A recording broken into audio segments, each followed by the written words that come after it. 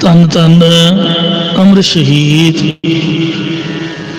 ਸੋ ਜਥੇਦਾਰ ਜਿਹੜੀ ਸ਼ਹੀਦਾਂ ਦੀ ਮਿਸਲ ਦੇ ਜਥੇਦਾਰ ਬਾਬਾ ਦੀਪ ਸਿੰਘ ਸਾਹਿਬ ਜੀ ਹੋਏ ਨੇ, ਉਹਨਾਂ ਦਾ ਪਵਿੱਤਰ ਜਨਮ ਦਿਹਾੜਾ ਮਨਾਇਆ ਜਾ ਰਿਹਾ ਹੈ। ਬਾਬਾ ਜੀ ਦਾ ਜਨਮ ਅੰਮ੍ਰਿਤਸਰ ਦੇ ਪਹੂਵਿੰਡ ਪਿੰਡ ਵਿੱਚ ਸਨ 1682 ਈਸਵੀ ਨੂੰ ਹੋਇਆ।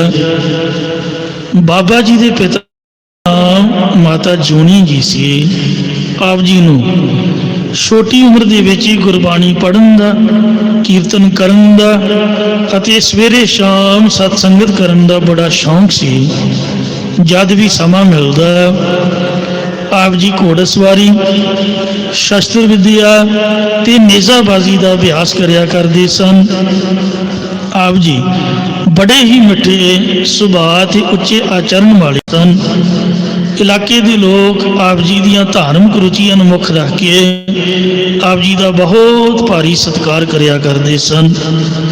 ਮੁਕਤਸਰ ਸਾਹਿਬ ਦੀ ਜੰਗ ਤੋਂ ਬਾਅਦ 1704 ਈਸਵੀ ਵਿੱਚ ਜਦੋਂ ਸ੍ਰੀ ਗੁਰੂ ਗੋਬਿੰਦ ਸਿੰਘ ਜੀ ਮਹਾਰਾਜ ਨੇ ਦਮਦਮਾ ਸਾਹਿਬ ਸਾਬੋ ਕੀ ਤਲਵੰਡੀ ਪਹੁੰਚ ਕੇ ਭਾਈ ਮਨੀ ਸਿੰਘ ਜੀ ਕੋਲੋਂ ਗੁਰਬਾਣੀ ਲਿਖਵਾ ਕੇ ਸ੍ਰੀ ਗੁਰੂ ਗ੍ਰੰਥ ਸਾਹਿਬ ਜੀ ਦਾ ਪਾਵਨ ਸਰੂਪ ਤਿਆਰ ਕਰਵਾਇਆ, ਤਾਂ ਉਸ ਵਕਤ ਬਾਬਾ ਦੀਪ ਸਿੰਘ ਨੇ ਲਿਖਣ ਦਾ ਸਮਾਨ, ਕਲਮਾ, ਸਿਆਹੀ ਤੇ ਕਾਗਜ਼ ਦਾ ਪ੍ਰਬੰਧ ਕਰਨ ਦੀ ਬੜੀ ਮਹਾਨ ਸੇਵਾ ਤਨਦਿਲੀ ਦੇ ਨਾਲ ਨਿਭਾਈ।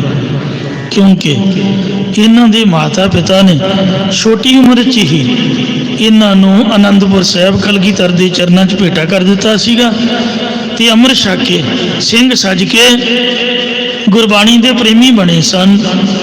ਫਿਰ ਜਦ ਅਨੰਦਪੁਰ ਨੂੰ ਘੇਰਾ ਪਿਆ ਤੇ ਗੁਰੂ ਜੀ ਨੇ ਇਹਨਾਂ ਨੂੰ ਪਿੰਡ ਭੇਜ ਦਿੱਤਾ ਕਿ ਤੁਸੀਂ ਆਪਦੇ ਪਿੰਡ ਜਾਓ। ਤੇ ਫਿਰ ਇਹ ਲੱਖੀ ਜੰਗਲ ਖਾਲਸਾ ਆਏ ਦੀਦਾਰ ਦਿੱਤੋ ਨੇ। ਜਦ ਕਲਗੀਧਰ ਲੱਖੀ ਜੰਗਲ ਗਏ, ਉੱਥੇ ਬਾਬੇ ਦੀਪ ਸਿੰਘ ਨੇ 1 ਲੱਖ ਸੰਗਤ ਦੇ ਜਥੇ ਸਮੇਤ ਗੁਰੂ ਜੀ ਦੇ ਦਰਸ਼ਨ ਕੀਤੇ ਸੀਗੇ ਵੀ ਆਓ ਸੰਗਤ ਜੀ, ਗੁਰੂ ਜੀ ਸਰਬੰਸ ਵਾਰ ਕੇ ਇੱਧਰ ਆਏ ਨੇ, ਆਪਾਂ ਦਰਸ਼ਨ ਕਰੀਏ। ਤਾਂ ਉਸ ਵਕਤ ਬਾਬਾ ਜੀ ਨੇ ਬੜੇ ਪਿਆਰ ਵਿਰਾਗ ਨਾਲ ਮਹਾਰਾਜ ਨੂੰ ਬੇਨਤੀ, ਸੱਚੇ ਪਾਤਸ਼ਾਹ ਤੁਹਾਡਾ ਕੀ ਹਾਲ ਹੈ ਜੀ, ਕਿਵੇਂ ਕਿਵੇਂ ਸਮਾਂ ਲੰਘਿਆ। ਮੈਂ ਸੁਣਿਆ ਤੁਸੀਂ ਮਾਛੀਵਾੜੇ ਸ਼ਬਦ ਉਚਾਰਿਆ ਹੈ, ਇੱਕ ਵਾਰ ਫਿਰ ਉਚਾਰ ਕੇ ਸੁਣਾਓ ਜੀ। ਕਲਗੀਧਰ ਨੇ ਪਹਿਲੀ ਵਾਰ ਖਿਆਲ ਪਾਤਸ਼ਾਹੀ ਦਸਵੀਂ ਮਿੱਤਰ ਪਿਆਰੇ ਨੂੰ ਹਾਲ ਮਰੀਦਾਂ ਦਾ ਕਹਿਣਾ, ਮਾਛੀਵਾੜੇ ਗੁਰਦੁਆਰਾ ਚਰਨ ਕਮਲ ਸ਼ਬਦ ਉਚਾਰਿਆ। ਦੂਜੀ ਵਾਰ ਲੱਖੀ ਜੰਗਲ ਗੁਰਦੁਆਰਾ, ਪਿਛਲੇ ਸਾਲ ਮੈਂ ਦਰਸ਼ਨ ਕਰਕੇ ਆਇਆ ਸਪੈਸ਼ਲ ਲੱਭ ਕੇ ਗੁਰਦੁਆਰਾ, ਤੁਸੀਂ ਵੀ ਕਿਤੇ ਜਾਇਓ। ਬਾਬੇ ਬਲਵੀਰ ਸਿੰਘ ਦਾ ਪ੍ਰਬੰਧ ਹੈ, ਬੜਾ ਵੱਡਾ ਸਰੋਵਰ ਬਣਿਆ ਹੋਇਆ, ਬੜਾ ਖੁੱਲ੍ਹਾ ਗੁਰਦੁਆਰਾ, ਨਿਹੰਗ ਸਿੰਘ ਨੇ ਉੱਥੇ। ਜਦ ਬਾਬਾ ਜੀ ਨੇ ਬੇਨਤੀ ਕੀਤੀ ਤਾਂ ਬਾਬਾ ਜੀ ਦੇ ਬੇਨਤੀ ਕਰਨ ਤੋਂ ਦੂਜੀ ਵਾਰ ਉੱਥੇ ਸ਼ਬਦ ਉਚਾਰਿਆ। ਮਹਾਰਾਜ ਦੇ ਸ਼ਬਦ ਦੀਆਂ ਪੰਕਤੀਆਂ ਸੀਗੀਆਂ, ਮਿੱਤਰ ਪਿਆਰੇ ਨੂੰ ਹਾਲ ਫਕੀਰਾਂ ਦਾ ਕਹਿਣਾ। ਤਾਂ ਬਾਬਾ ਜੀ ਕਹਿਣ ਲੱਗੇ, ਮਹਾਰਾਜ ਹੱਥ ਜੋੜ ਕੇ ਵੀ ਫਕੀਰ ਨਹੀਂ ਤੁਸੀਂ, ਇਹ ਫਕੀਰ ਆਖਰ ਨਹੀਂ ਚੰਗਾ ਲੱਗਦਾ ਗੁਰਦੁਆਰੇ, ਤੁਸੀਂ ਮੁਰੀਦ ਹੋ। ਫਕੀਰ ਹੁੰਦੇ ਨੇ ਮੰਗ ਕੇ ਖਾਣ ਵਾਲੇ। ਗੁਰੂ ਨਾਨਕ ਸਾਹਿਬ ਸੱਚੇ ਪਾਤਸ਼ਾਹ ਫਕੀਰ ਨਹੀਂ ਸਨ। ਕੈਪਟਨ ਮਰੇ ਨੇ ਰਤਨ ਸਿੰਘ ਭੰਗੂ ਨੂੰ ਸਵਾਲ ਕੀਤਾ ਵੀ ਜਿਹੜਾ ਆ ਮੁਸਲਮਾਨ ਹੈ ਜਿਹਦੇ ਕੋਲੋਂ ਉਹ ਸਿੱਖ ਇਤਿਹਾਸ ਲਿਖਵਾਉਣਾ ਚਾਹੁੰਦਾ ਸੀਗਾ, ਬੁੱਲੇ ਸ਼ਾਹ ਸੈਦੂ ਦਾ ਨਾਮ ਬੂਟੇ ਸ਼ਾਹ, ਬੂਟੇ ਸ਼ਾਹ ਕਹਿੰਦਾ ਵੀ ਲੁੱਟ ਮਾਰ ਕਰਕੇ ਸਿੱਖਾਂ ਨੇ ਰਾਜ ਲਿਆ, ਤੂੰ ਦੱਸ ਵੀ ਸਿੱਖਾਂ ਨੂੰ ਰਾਜ ਕਿਹਨੇ ਦਿੱਤਾ। ਰਤਨ ਸਿੰਘ ਭੰਗੂ ਕਹਿਣ ਲੱਗਾ ਕਿ ਸਾਨੂੰ ਰਾਜ ਦਿੱਤਾ ਸ੍ਰੀ ਗੁਰੂ ਨਾਨਕ ਦੇਵ ਮਹਾਰਾਜ ਨੇ। ਕਹਿੰਦੇ ਉਹ ਤਾਂ ਫਕੀਰ ਸੀਗਾ। ਕਹਿੰਦੇ ਕਮਲਿਆ ਤੈਨੂੰ ਨਹੀਂ ਪਤਾ, ਤੈਨੂੰ ਕਿਹਨੇ ਕਿਹਾ ਫਕੀਰ ਸੀ। ਕਹਿੰਦੇ ਬੂਟੇ ਸ਼ਾਹ ਕਹਿੰਦਾ। ਕਹਿੰਦੇ ਗੁਰੂ ਨਾਨਕ ਸਾਹਿਬ ਫਕੀਰ ਨਹੀਂ ਸੀਗਾ, ਫਕਰ ਨਹੀਂ ਸੀਗਾ, ਫਕੀਰ ਹੁੰਦੇ ਮੰਗ ਕੇ ਖਾਣ ਵਾਲੇ। ਉਹ ਸੀ ਸ਼ਹਿਨਸ਼ਾਹ, ਬਾਬਰ ਨੂੰ ਉਹਨੇ ਪਾਤਸ਼ਾਹੀ ਦਿੱਤੀ, ਫਿਰ ਉਹਨਾਂ ਦੀ ਗੱਦੀ ਨੇ ਹਮਾਯੂ ਨੂੰ ਪਾਤਸ਼ਾਹ ਬਣਾਇਆ, ਫਿਰ ਤੀਜੇ ਪਾਤਸ਼ਾਹ ਦੇ ਕੋਲ ਅਕਬਰ ਆਇਆ ਤੇ ਜਿਹੜਾ ਜਹਾਂਗੀਰ ਸੀਗਾ ਉਹ ਗੁਰੂ ਹਰਗੋਬਿੰਦ ਸਾਹਿਬ ਦੇ ਕਦਮ ਚੁੰਮਦਾ ਹੁੰਦਾ ਸੀਗਾ। ਸ਼ਾਹਜਹਾਨ ਨੇ ਤਾਂ ਚੱਲ ਵੈਰ ਕੀਤਾ। ਤੋ ਇੰਜ ਪਾਤਸ਼ਾਹੀ ਦੇਣ ਵਾਲੇ ਗੁਰੂ ਨਾਨਕ ਸਾਹਿਬ ਨੇ, ਫਕਰ ਥੋੜੋ ਨੇ। सिखा नूं पातशाही दिती है गुरु नानक साहब सच्चे पातशाह ने, कलगीधर महाराज ने। तो इसलिए महाराज तुसी मुरीद हो, कहते बाबा जी वेख लो तुसी बाणी बदल रहे हो, सीस पेटा करना पएगा, कहते 7 बचन। सो दूजी वार इत्थे शब्द उचारिया तो महाराज ने मुरीदा अखर किया, हाल मुरीदा का कहना। तीजी वार सचखंड हजूर साहब जदों प्यारे दयाल सिंह जी चढ़ाई कर लगे उदों महाराज ने शब्द उचारिया। इंज लखी जंगल तो फिर गुरु साहब के नाल ही बाबा जी गए, उत्थे ਸਰੂਪ ਦੀ ਤਿਆਰੀ ਦੇ ਵਿੱਚ ਮਦਦ ਕਰਦੇ ਰਹੇ। ਇਸ ਮਹਾਨ ਕਾਰਜ ਨੂੰ ਨਿਪੜੇ ਚਾੜ ਕੇ ਦਸਮ ਪਿਤਾ ਜਦ ਹਜੂਰ ਸਾਹਿਬ ਗਏ ਤਾਂ ਬਾਬਾ ਦੀਪ ਸਿੰਘ ਜੀ ਵੀ ਉਸ ਸਮੇਂ ਗੁਰੂ ਸਾਹਿਬ ਜੀ ਦੇ ਨਾਲ ਹੀ ਗਏ। ਜਿਸ ਸਮੇਂ ਗੁਰੂ ਸਾਹਿਬ ਨੇ ਸ੍ਰੀ ਹਜੂਰ ਸਾਹਿਬ ਨੰਦੇੜ ਵਿਖੇ ਗੁਰੂ ਗ੍ਰੰਥ ਸਾਹਿਬ ਜੀ ਨੂੰ ਗੁਰਤਾ ਗੱਦੀ ਤੇ ਸੁਸ਼ੋਭਿਤ ਕੀਤਾ, ਉਸ ਸਮੇਂ ਬਾਬਾ ਦੀਪ ਸਿੰਘ ਜੀ, ਪਿਆਰੇ ਧਰਮ ਸਿੰਘ ਜੀ, ਭਾਈ ਹਰ ਸਿੰਘ ਜੀ, ਭਾਈ ਸੰਦੋਖ ਸਿੰਘ ਜੀ ਤੇ ਬਾਬਾ ਗੁਰਬਖਸ਼ ਸਿੰਘ ਜੀ ਸ਼ਹੀਦ, ਇਹਨਾਂ ਨੂੰ ਦਸ਼ਮੇਸ਼ ਪਿਤਾ ਜੀ ਨੇ 5 ਪਿਆਰਿਆਂ ਦੇ ਰੂਪ ਦੇ ਵਿੱਚ ਆਪਣੇ ਪਾਸ ਖੜੇ ਕਰਕੇ ਗੁਰਤਾ ਗੱਦੀ ਦਾ ਅਰਦਾਸਾ ਸੋਧਿਆ ਤੇ ਭਾਈ ਮਣੀ ਸਿੰਘ ਨੂੰ ਚੌਰ ਦੀ ਸੇਵਾ ਤੇ ਲਾਇਆ। ਬਾਅਦ ਵਿੱਚ ਦਸ਼ਮੇਸ਼ ਪਿਤਾ ਜੀ ਦੀ ਆਗਿਆ ਪਾ ਕੇ ਫਿਰ ਦਮਦਮਾ ਸਾਹਿਬ ਵਿਖੇ ਬਾਬਾ ਜੀ ਨੇ ਗੁਰਬਾਣੀ ਦਾ ਸ਼ੁੱਧ ਪਾਠ, ਗੁਰਬਾਣੀ ਦੀ ਵਿਆਖਿਆ ਤੇ ਗੁਰਦੁਆਰਿਆਂ ਦੀ ਸੇਵਾ ਸੰਭਾਲ ਦਾ ਕੰਮ ਆਰੰਭ ਕਰ ਦਿੱਤਾ। ਗੁਰਬਾਣੀ ਦੀਆਂ ਪੋਥੀਆਂ ਲਿਖਵਾ ਕੇ ਵੱਖ-ਵੱਖ ਸਥਾਨਾਂ ਦੇ ਉੱਪਰ ਭੇਜਦੇ ਤੇ ਥੋੜ੍ਹੇ ਸਮੇਂ 'ਚ ਗੁਰਮਤਿ ਦਾ ਭਾਰੀ ਪ੍ਰਚਾਰ ਆਪ ਨੇ ਕੀਤਾ। ਸੰਨ 1708 ਤੋਂ 1715 ਈਸਵੀ ਤੱਕ ਬਾਬਾ ਬੰਦਾ ਸਿੰਘ ਬਹਾਦਰ ਦੀ ਹਰ ਯੁੱਧ ਤੇ ਹਰ ਮੁਹਿੰਮ ਵਿੱਚ ਸਹਾਇਤਾ ਕੀਤੀ, ਕਿਉਂਕਿ ਆਪ ਸ਼ਹੀਦਾਂ ਦੀ ਮਿਸਲ ਦੇ ਬਾਨੀ ਸੀਗੇ। ਯੁੱਧ ਕਰਨ ਲੱਗਿਆਂ ਡਰਦੇ ਨਹੀਂ ਸਨ, ਸੀਸ ਤਲੀ ਤੇ ਰੱਖ ਕੇ ਜੂਝਦੇ। 1716 ਈਸਵੀ ਵਿੱਚ ਬਾਬਾ ਜੀ ਨੇ ਗੁਰਮੁਖੀ ਭਾਸ਼ਾ 'ਚ ਗੁਰੂ ਗ੍ਰੰਥ ਸਾਹਿਬ ਦੇ 4 ਉਤਾਰੇ ਕੀਤੇ। ਇਹਨਾਂ ਸਰੂਪਾਂ ਨੂੰ ਆਪ ਜੀ ਨੇ 4 ਤਖਤਾਂ ਤੇ ਅਕਾਲ ਤਖਤ ਸਾਹਿਬ, ਹਰਮੰਦਰ ਜੀ ਪਟਨਾ ਸਾਹਿਬ, ਕੇਸਗੜ੍ਹ ਸਾਹਿਬ ਆਨੰਦਪੁਰ ਤੇ ਅਬਚਲ ਨਗਰ ਹਜੂਰ ਸਾਹਿਬ ਮਹਾਰਾਸ਼ਟਰ ਵਿਖੇ ਭੇਜਣਾ ਕੀਤਾ। ਬਾਬਾ ਦੀਪ ਸਿੰਘ ਜੀ ਕੇਵਲ ਗੁਰਮੁਖੀ ਦੇ ਵਿਦਵਾਨ ਨਹੀਂ ਸਨ, ਸਗੋਂ ਅਰਬੀ ਤੇ ਫਾਰਸੀ ਦੇ ਮਹਾਨ ਵਿਦਵਾਨ ਹੋਏ ਨੇ। ਆਪ ਜੀ ਸਿੱਖ ਕੌਮ ਦੇ ਪਹਿਲੇ ਲਿਖਾਰੀ ਹੋਏ ਨੇ ਜਿਨ੍ਹਾਂ ਨੇ ਅਰਬੀ ਭਾਸ਼ਾ ਵਿੱਚ ਸ਼ਰਧਾ ਭਾਵਨਾ ਤੇ ਅਦਬ ਸਤਿਕਾਰ ਨਾਲ ਸਤਿਗੁਰੂ ਸ੍ਰੀ ਗੁਰੂ ਗ੍ਰੰਥ ਸਾਹਿਬ ਜੀ ਦੇ ਸਰੂਪ ਲਿਖ ਕੇ ਅਰਬ ਦੇਸ਼ ਵਿੱਚ ਭੇਜੇ। ਅਰਬ ਦੇਸ਼ਾਂ ਦੇ ਲੋਕ ਉਸ ਬੀੜ ਦਾ ਪੂਰਨ ਸਤਿਕਾਰ ਕਰਦੇ ਨੇ, ਸ਼ਰਧਾ ਭਾਵਨਾ ਰੱਖ ਕੇ ਮਨੋਕਾਮਨਾ ਪੂਰੀਆਂ ਕਰਦੇ ਨੇ। ਇਹ ਉੱਤਮ ਦੇਣ ਬਾਬਾ ਜੀ ਦੀ ਲੋਕਾਂ ਦੇ ਭਲੇ ਵਾਸਤੇ ਹੈ। ਮਹਾਨ ਵਿਦਵਾਨ, ਫਿਲਾਸਫਰ ਤੇ ਸੰਤ ਸਿਪਾਹੀ ਧੰਨ ਬਾਬਾ ਦੀਪ ਸਿੰਘ ਸਾਹਿਬ ਜੀ ਦਾ ਸਿੱਖ ਕੌਮ ਦੇ ਵਿੱਚ ਬਹੁਤ ਹੀ ਸਤਿਕਾਰ ਸੀਗਾ। ਜ਼ਕਰੀਆ ਖਾਨ ਵੱਲੋਂ ਨਵਾਬ ਕਪੂਰ ਸਿੰਘ ਨੂੰ ਭੇਜੀ ਗਈ ਨਵਾਬੀ ਦੀ ਭੇਟਾ ਨੂੰ ਭਾਈ ਸਾਹਿਬ ਕਪੂਰ ਸਿੰਘ ਨੇ ਸਭ ਤੋਂ ਪਹਿਲਾਂ ਜਿਨ੍ਹਾਂ 5 ਪਿਆਰਿਆਂ ਦੇ ਚਰਨਾਂ ਦੇ ਨਾਲ ਲਾਇਆ, ਉਹਨਾਂ ਦੇ ਵਿੱਚ ਪਹਿਲੇ ਨੰਬਰ ਤੇ ਬਾਬਾ ਦੀਪ ਸਿੰਘ ਜੀ ਵੀ ਖੜੇ ਸੀਗੇ। 5 ਪਿਆਰਿਆਂ 'ਚ ਦੀਵਾਨ ਦਰਬਾਰਾ ਸਿੰਘ ਦੇ ਸੱਚਖੰਡ ਗਮਨ ਤੋਂ ਬਾਅਦ ਤਰਨਾ ਦਲ ਤੇ ਬੁੱਢਾ ਦਲ ਦੇ ਰੂਪ 'ਚ 2 ਜਥੇ ਬਣ ਗਏ ਸਨ। ਤਰਨਾ ਦਲ ਨੂੰ 5 ਹਿੱਸਿਆਂ 'ਚ ਵੰਡਿਆ ਗਿਆ, ਜਿਨ੍ਹਾਂ ਦੇ 5 ਜਥੇਦਾਰ ਬਣਾਏ ਗਏ, ਜਿਨ੍ਹਾਂ ਵਿੱਚੋਂ ਇੱਕ ਜਥੇ ਦੇ ਮੁਖੀ ਸ਼ਹੀਦ ਬਾਬਾ ਦੀਪ ਸਿੰਘ ਨੂੰ ਬਣਾਇਆ ਗਿਆ। ਆਪ ਜੀ ਦੇ ਜਥੇ 'ਚ 2000 ਘੋੜਸਵਾਰ ਹਰ ਸਮੇਂ ਤਿਆਰ ਰਹਿੰਦੇ।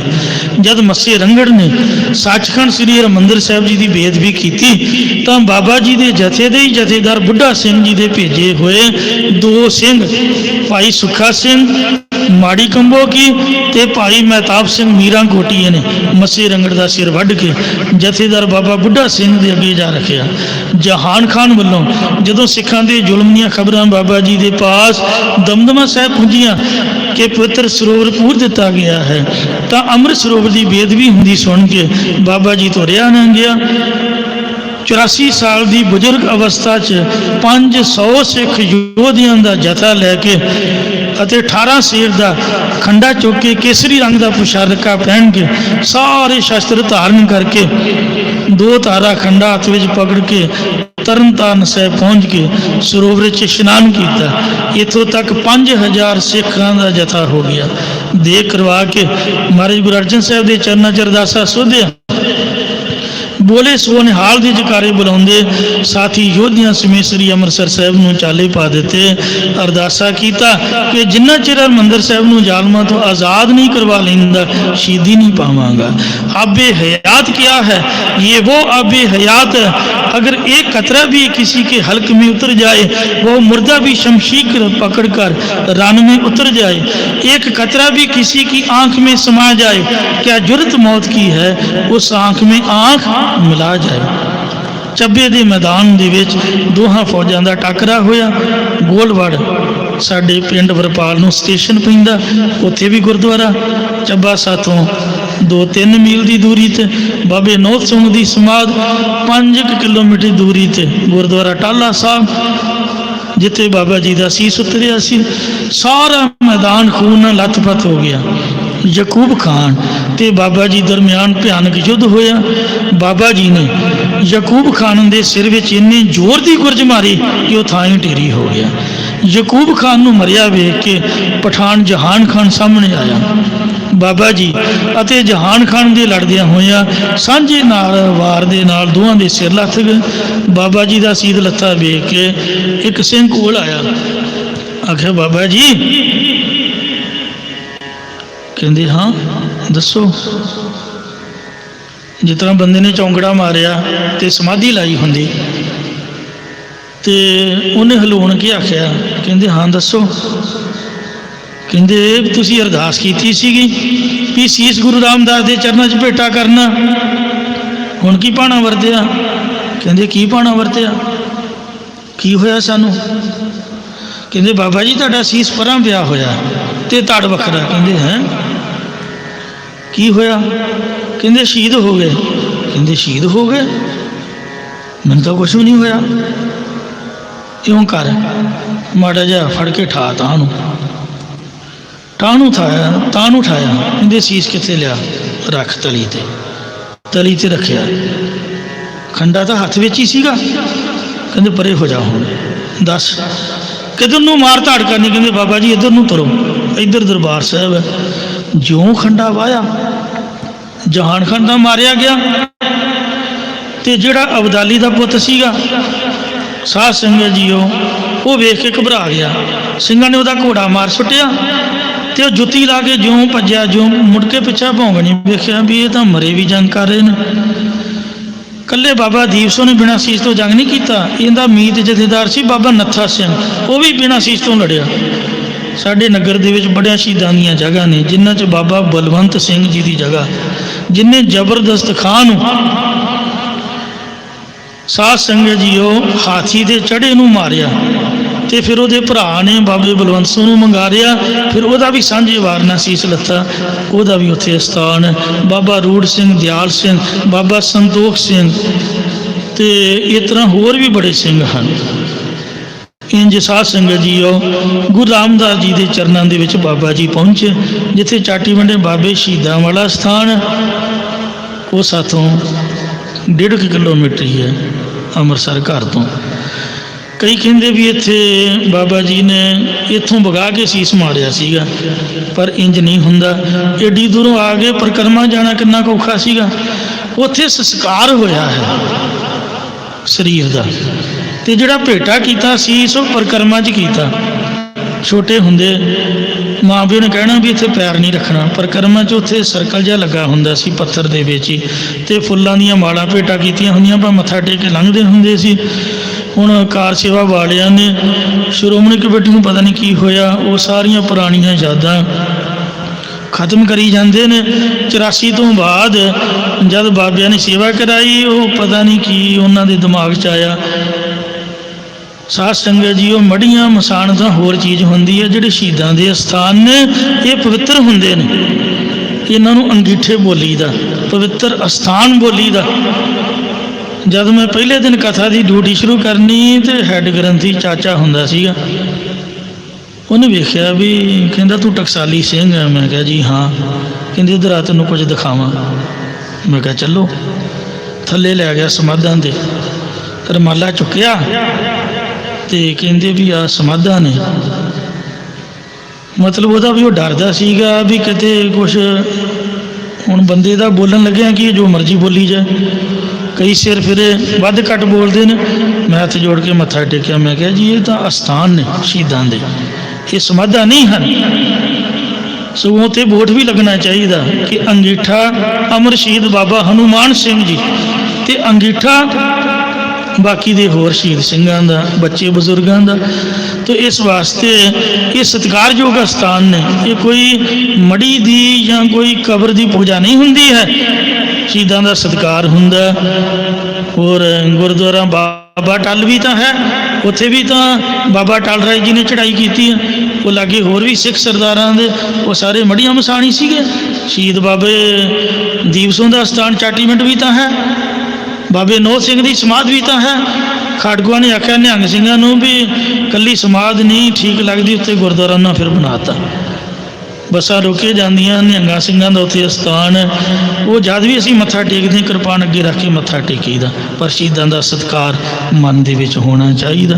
सो ये बाबा जी की कुर्बानी है जिन्हों अखरां दे विच बयान नहीं किया जा सकता। बाबा जी ने जिस वक्त शीस भेटा करना सीगा, सिंघां ने आख्या महाराज हुण आपां परिक्रमा च पहुँच गए हैं तो दरबार साहब आज़ाद हो गया। कहते तुरक भज गए, कहते भज गए, कहते चंगा फिर हुण फतेह बुलाइए। शरीर शांत किया अरदासा सोध के भी ये महाराज कोई कुछ भेटा लैके आउंदा, मैं कनगूने शीस की भेटा लैके आया, यही प्रवान करनी। फिर 3.5 सालों के सिंघां ने सरोवर चों मिट्टी कढ़ के तो उस तरह ही हरमंदर साहब की उसारी करके जिहड़ा सरोवर सी वो फिर कायम किया। इउं साध संगत जीओ बाबा दीप सिंह साहब जी की कुर्बानी उन्होंने सदा वास्ते अमर कर गई। शहीद हमेशा जिउंदे ने, अज भी उन्होंने जोत हरेक थां ते हाजिर नाजर है। जिथे भी कोई उन्होंने याद करे लोगों दी मनोकामनावां पूरियां हुंदियां। उत्थे तिल सुटिया भुंजे नहीं पैंदा ऐतवार, लोग चलीए कट के अरदासां करदे। बाबा जी सबना ते कृपा करते हैं। ये जिहड़ी शहीदां दी फौज है ये हमेशा जिउंदी है, हमेशा लिए अमर है। भुलना चुका क्षमा करनियां जी, अगे तो समत बख्शनी। बाबा जी के जन्म दिहाड़े की आप समूह संगतां नूं लख लख बधाई होवे। फतेह बुलाओ जी। वाहिगुरू जी का खालसा, वाहिगुरू जी की फतेह।